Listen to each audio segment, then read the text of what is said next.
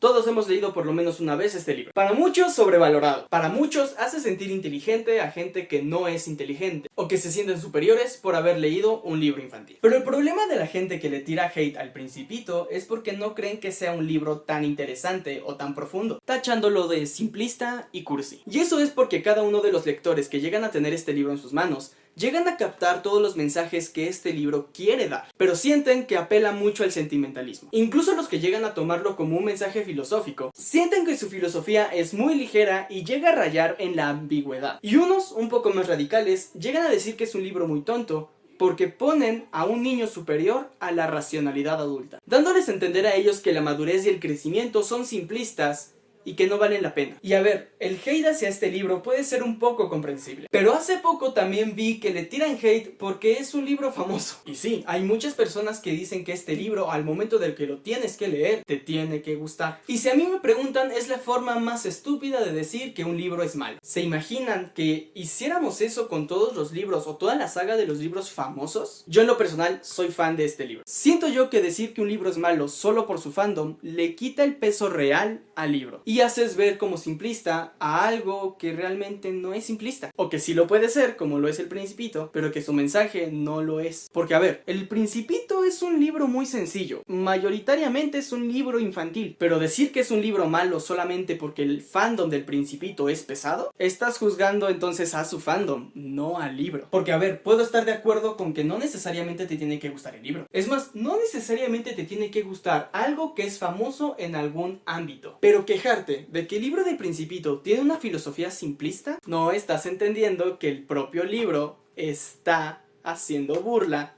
a ese tipo de personas. Porque justamente que el libro del Principito no toque una filosofía o enseñanzas muy profundas es justamente la magia. Porque el libro del Principito no está tratando de ser el gran libro, sino solo un libro. Y el propio libro del Principito está diciendo que quitarle importancia a este libro, como lo es quitarle importancia de lo que creen o piensan los niños, poniendo su importancia por encima de otros libros que tocan temas más profundos, como los pueden tocar los temas e importancia de un adulto, es la crítica principal del libro. Lo que está diciendo el Principito es que no importa si eres niño o adulto, tienes problemas y tienes cosas en que enfocarte. Pero bueno, todo eso lo vamos a abordar de poco en poco, conforme vamos haciendo el análisis al Principito. Hoy en Filosofía en lo Cotidiano, que de hecho es mi primer video de filosofía en lo cotidiano, hablemos del Principito. A ver, creo fervientemente que el libro del Principito es el libro más sobrevalorado, pero a la vez también el más infravalorado de entre muchos. Y es que sí, el Principito hace sentir inteligente a personas que necesitan sentirse inteligentes, pero también es un libro que hace sentir inteligentes a sus haters. A ver, no por nada existe este meme, pero si vemos el comentario de ese meme, casualmente son también personas que se creen inteligentes por decir que el libro del Principito no es para personas inteligentes. Pero a ver, ya, pasemos directo al libro. La premisa del libro es muy sencilla. Un aviador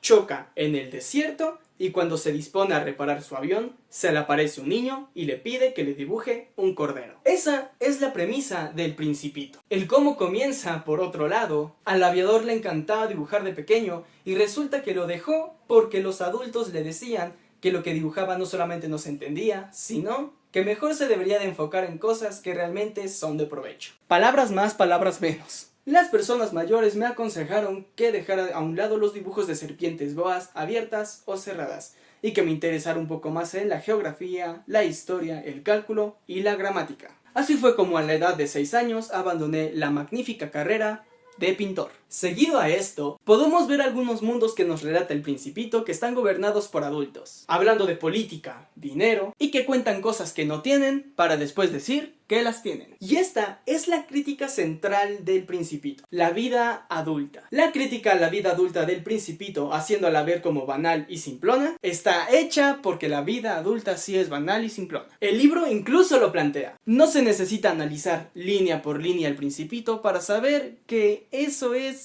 la vida adulta. Lo puedes ver en la típica pregunta que un adulto le hace a un niño. ¿Qué quieres ser de grande? Es una pregunta muy simplona, pero para el adulto y el niño no tienen el mismo significado. El adulto la está viendo desde una manera económica, desde una manera de qué vas a hacer para vivir. Y el niño la está analizando desde la postura de un niño. Lo inmediato, lo fácil, lo que le gusta. Para el adulto es una pregunta fundamental para la vida cotidiana. Para el niño es una pregunta más que no tiene peso en su vida. Porque las preguntas que realmente le interesan a los niños es: ¿qué juegos sabes jugar? ¿Cuál es tu color favorito? Básicamente el cómo te sabes divertir. El Principito no está haciendo introspección. El Principito no está hablando metafóricamente. Y sobre todo no está dando ningún consejo u observación filosófica, sino una observación de la cotidianidad. El adulto se enfoca en ganar dinero, en ganar estatus, en obtener bienes, mientras que el Principito, el niño, su preocupación es que su cordero tenga un bozal. Y a lo mejor muchos van a seguir diciendo: pero es justamente esa vanidad y simplonería que está utilizando el Principito para hablar de la vida adulta lo que no hace que el libro profundice en la vida adulta y en su cotidianidad, haciendo que el libro no sea aprovechado de la forma que debe de ser. Pero es que es ahí donde verdaderamente está el mensaje del Principito. La vida adulta se ve simplona porque está vista desde la postura del Principito. Un niño que no comprende la complejidad de ser un adulto porque no lo es. Pero es que aparte es a la inversa. El Principito no solamente no está comprendiendo cómo ser un adulto, sino que ahora los adultos tampoco saben comprender lo que es ser un niño porque ya dejaron de serlo. Y eso también lo podemos ver en nuestra realidad. ¿Cuántos adultos minimizan los problemas de un niño porque no son los problemas de un adulto? Después de un silencio dijo con cierto rencor: no te creo. Las flores son débiles, son ingenuas, se defienden como pueden, se creen terribles con sus espinas. No respondí nada. En ese instante me decía: si este tornillo aún se me resiste, lo haré saltar de un martillazo. El Principito interrumpió de nuevo mis reflexiones. ¿Y tú crees que las flores? Pero no, yo no creo nada, le contesté cualquier cosa. Yo me ocupo de cosas serias. Me miró estupefacto. ¿De cosas serias? Me veía con el martillo en la mano y los dedos negros de grasa, inclinado sobre un objeto que le parecía muy feo. Hablas como las personas mayores. Me avergonzó un poco, pero sin compasión agregó: confundes todo, mezclas todo. Estaba verdaderamente muy irritado. Sacudía al viento sus cabellos dorados. Conozco un planeta donde un señor carmesí jamás ha olido una flor, jamás ha mirado una estrella, jamás ha querido a nadie. No ha hecho más que sumas, y todo el día repite como tú: soy un hombre serio, soy un hombre serio. Se infla de orgullo, pero no es un hombre, es un hongo. El Principito está hablando de que la vida de un adulto es simplista, aburrida y pedante, porque todos los adultos que el Principito conoció son simplones, aburridos y pedantes. Que no ser por el aviador. El Principito seguiría pensando lo mismo. Pero es que las cosas no quedan ahí. Los adultos ven a los niños como seres que pueden moldear. ¿Cuántos niños no crecen con los sueños frustrados de sus padres? Con metas que no son suyas realmente. El Principito está dándoles una voz a esos niños. El Principito grita cuando tiene que gritar, llora cuando quiere llorar, y toma decisiones y toma la responsabilidad de esas decisiones. Porque él ha entendido por sí mismo que eso se debe de hacer, que eso se tiene que hacer. El zorro calló y miró largo tiempo al Principito. Por favor, domestícame, dijo. Lo haré, respondió el Principito, pero no tengo mucho tiempo. Tengo amigos que descubrir y mucho que saber. Solo conocemos las cosas que domesticamos, dijo el zorro. Los hombres ya no tienen tiempo de saber nada. Compran cosas ya hechas a los comerciantes. Pero, como no existen comerciantes de amigos, los hombres ya no tienen amigos. Si quieres un amigo, domestícame. ¿Qué hay que hacer?, dijo el Principito.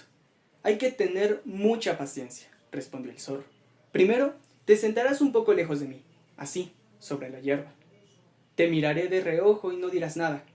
El lenguaje es una fuente de malentendidos, pero cada día puedes sentarte un poco más cerca. Al día siguiente, volvió el Principito. A este punto podemos comparar al Principito con la filosofía o la pedagogía de John Dewey. John Dewey sostiene que la educación debe de partir de la experiencia del niño, no de la transmisión pasiva de contenidos. Pues para él, el aprender es un proceso activo que se experimenta, se reflexiona y se construye el significado. Y justo este tipo de encuentros hace que el Principito aprenda. El zorro, el aviador, el rey, cada nueva experiencia lo transforma y le da un nuevo significado, un nuevo concepto por descubrir, como la vida, el amor, la responsabilidad. Pero no solamente podemos ver a John Dewey en este libro. Nietzsche ve al niño como la transformación última del superhombre. Porque para Nietzsche, un superhombre no es un ser o una persona todopoderosa, sino en la creación de valores propios, y no en la que siguen los demás o el seguir a los demás. Por eso para Nietzsche la figura del niño es fundamental, porque un niño es libre y tiene la mente en blanco para poder crear sus valores. Y esto es justamente lo que el Principito hace después de poder convivir con varios adultos. Pues el Principito dice que no quiere ser como los adultos, sino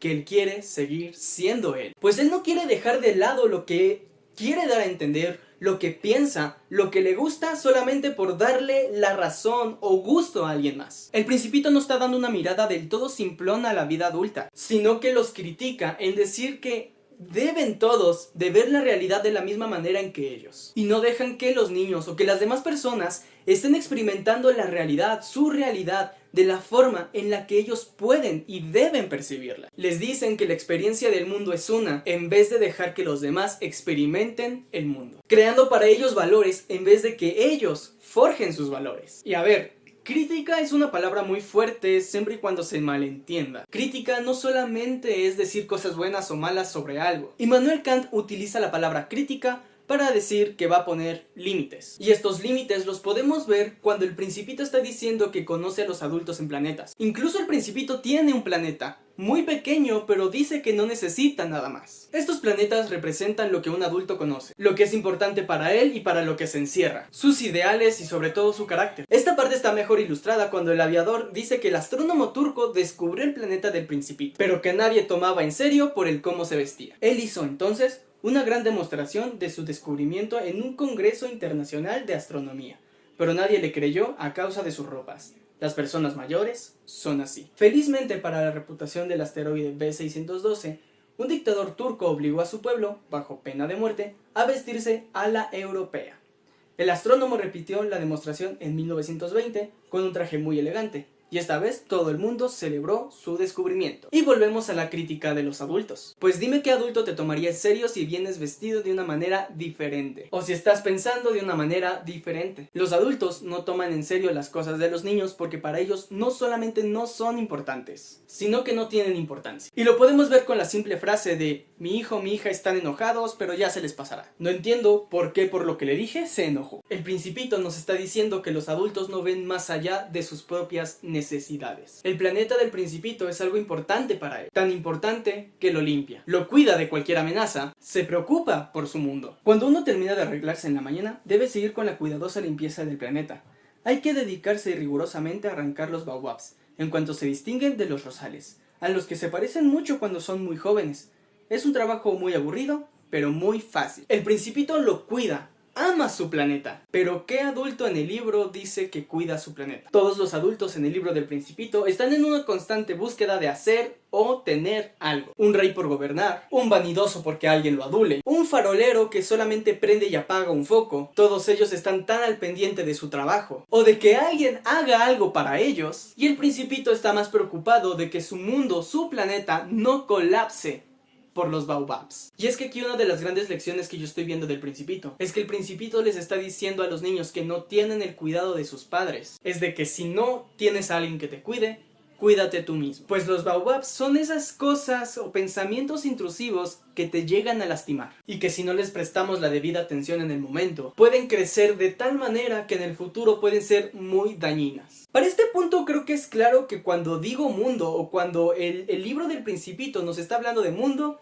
está diciendo sobre la mente, el alma, el cuerpo. Nosotros muchas veces dejamos entrar cosas a nuestra mente, a nuestro cuerpo, que son tan dañinas que no nos damos cuenta hasta que ya es tarde. Lo que nos está diciendo este libro es que debes estar alerta sobre ese tipo de cosas. No solo desde niños, sino incluso cuando somos adultos. Porque cuando veas que está empezando a hacer daño, puedes arrancarlo de raíz. Pero si no estás al pendiente de tu mundo, va a ser difícil poder arrancar esas raíces que te hacen daño. Y a lo mejor para los adultos es casi imposible. Cuando se es niño se pueden arrancar esas cosas de raíz más fácil porque se tiene el debido cuidado. Ya sea que lo hagamos nosotros mismos o el adulto responsable de nosotros cuando éramos niños lo hacía por nosotros. O nos daba las herramientas necesarias para poder entender que eso lo tenemos que hacer nosotros. Es fácil cuando eres niño poder deshacerte del rencor, de la amargura, el enojo. Pero ¿qué pasa con los adultos que no tienen esa enseñanza? Cuando no se nos enseña que ese tipo de cosas se tienen que hacer a un lado. pasado, pues dejan crecer tanto el baobab que cuando es adulto ya es imposible poder arrancarlo. Y es ahora ese rencor, ese enojo lo que le transmites al niño. Por eso para el Principito es necesario que desde la mañana tú quites tus baobabs, para que no echen esas raíces que van a dañar tu mundo. Y así cuando lleguen esas sensaciones todos los días,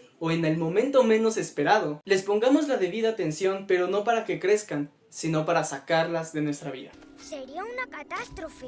Todo el mundo tiene un centro. Para el rey es gobernar, pero también podemos decir que la figura del rey es ese tipo de adulto que está empecinado en tener el control de todo. Para el bebedor es beber, pero lo podemos ver como alguien que está tratando de deshacerse o ignorar sus problemas. Para el hombre de negocios es tener cuentas claras sobre lo que le pertenece o cree que le pertenece. Y aquí nos ponemos un poco capitalistas porque yo estoy entendiendo en esa parte sobre la obsesión de acumular riqueza. Y poniendo esta acumulación como lo que sustenta tu vida, el Principito al ver estas personas que están diciendo lo que para ellos es importante, él recuerda su flor. Y es justamente ahí donde el Principito encuentra el sentido de su vida. Heidegger estaría diciendo que el Principito está fundamentando su ser, su vida entera, en amor, responsabilidad y cuidado. La rosa puede verse como lo que le da sentido al ser en el mundo del Principito. No por emoción, sino porque eso requiere de atención. Y sobre todo dedicación. Para el que todavía no la cacha o no lo cachó cuando leyó el Principito, la rosa del Principito es la vida del Principito. Que desde muy temprano, esta ya le está pidiendo atenciones al Principito. Cuando él abandona su flor, está abandonando una responsabilidad. Una responsabilidad para sí. Y al ver que los adultos no pueden cuidar su vida, sino que la proyectan en necesidades vanas o en satisfacciones inmediatas, aprecia los cuidados que debe de tenerle a su rosa. Cuando el Principito habla de que los adultos no tienen ya tiempo de poder oler una rosa o apreciar su belleza, está dando a entender que los adultos no tienen tiempo o no quieren tener tiempo de apreciar lo que hay en su vida, lo que dejan y lo que realmente tienen que valga la pena en ellos. Cuando el Principito encuentra el jardín lleno de rosas y se enoja diciendo que su rosa le había dicho que era la única entre muchas otras, y cuando éste las ve de nuevo, él se da cuenta que su flor sí es única, porque todos compartimos las mismas experiencias de vida, pero pocos que realmente se toman el tiempo para poder cuidar su rosa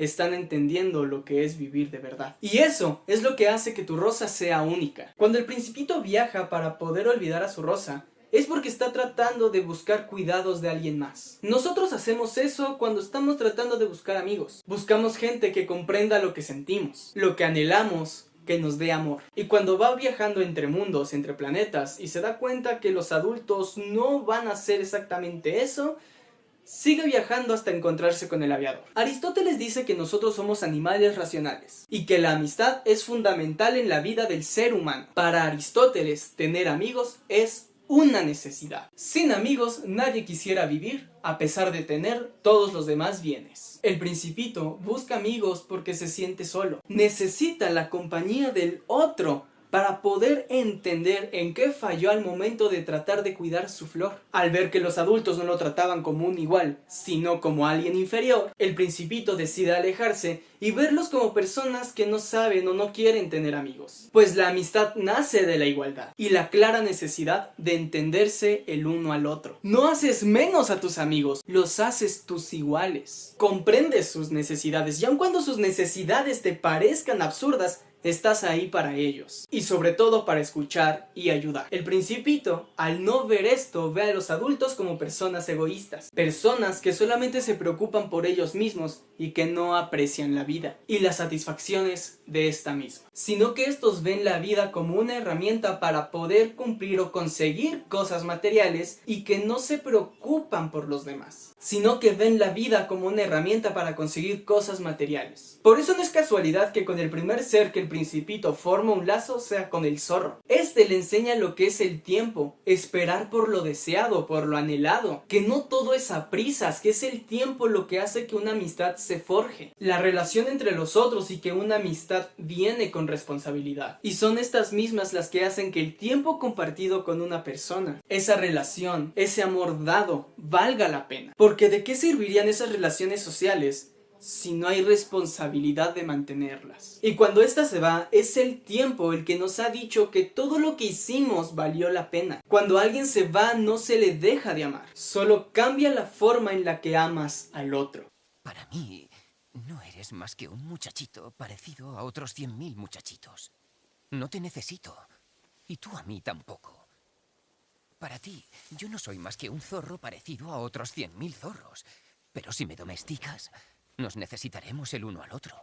Aquí quiero acabar con la parte más fuerte del libro, y es justamente la parte final del libro, y es la serpiente. Y a ver, yo sé que en El Principito podemos sacar muchísimo más jugo. Si bien es un libro de menos de 100 páginas, es un libro que en serio enseña muchas cosas, pero espero que la mayoría la haya podido cubrir. También quiero destacar que no estamos sacando una filosofía simplona como muchas personas llegan a decirlo, o incluso redundante. John Dewey, Aristóteles, Nietzsche, Heidegger son filósofos que siguen muy vigentes y que nos han ayudado con sus filosofías a poder entender la profundidad de este libro. Con una filosofía simplona, la verdad es que no se le podría sacar tanto jugo. Pero bueno, la serpiente representa claramente la muerte. Que, a ver, pausa, pidos. ¿Tú crees que el Principito se murió? El Principito le dice al aviador que lo esencial es invisible a los ojos, que podría parecer que sufre o muere, pero en realidad él está regresando a su planeta. Y si quiere regresar a su planeta tiene que deshacerse de su cuerpo porque es muy pesado para poder volar hasta allá. Y cuando el Principito cae al suelo después de la mordida de la serpiente,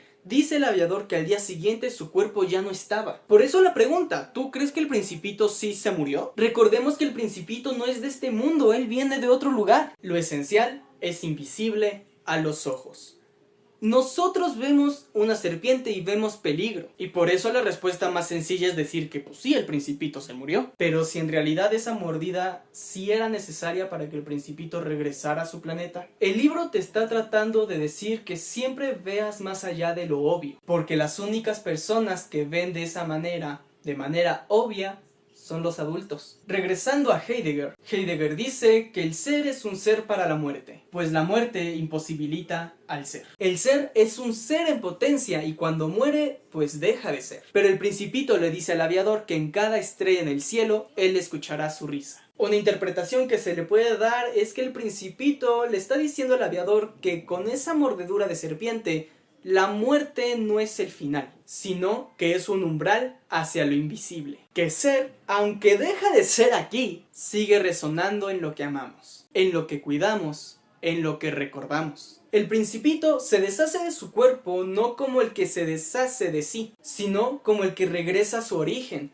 al sentido más profundo de sí. Su risa no es un eco triste, sino una presencia que ha dejado de necesitar forma. Heidegger dice que la muerte es el límite de nuestro ser, pero también nos abre la posibilidad de vivir auténticamente. Pues comprendiendo nuestra finitud, entendemos perfectamente que no necesitamos llevarnos por lo que los demás puedan decir o quieran inculcarnos. El Principito, al aceptar su partida, no huye de la muerte, la habita con sencillez, como quien entiende lo verdaderamente importante que no se toca ni se ve, solo se escucha y se siente. Es como un lazo que se puede enredar, pero nunca se rompe. Entonces el Principito murió, solo dejó de estar aquí, pero no dejó de ser, por lo tanto no murió, porque cuando uno ha amado y lo han amado, ya no pertenece solo a su planeta, sino que se queda en el planeta de todos. En un planeta que con solamente mirar a las estrellas te recuerden. La crítica que el Principito le hace a los adultos no es tanto a los adultos, sino más bien a la capacidad de perder el asombro cuando llegamos a la adultez. Les invita a poder entender a los niños, no pensar como los niños, o creerse único y diferente solamente porque yo leí El Principito, sino comprenderlos y comprender la forma de vivir de estos. No hay que hacer menos las preocupaciones o las necesidades de un niño, sino más bien tratarlas con la seriedad que estos mismos ven sus propias necesidades, o que nosotros como adultos vemos las nuestras. Invita a los adultos y sobre todo a los niños a no necesitar cosas vanas en la vida, sino que se debe de vivir por el simple acto de vivir, y encontrar el gusto por esta misma en las cosas simples de la vida,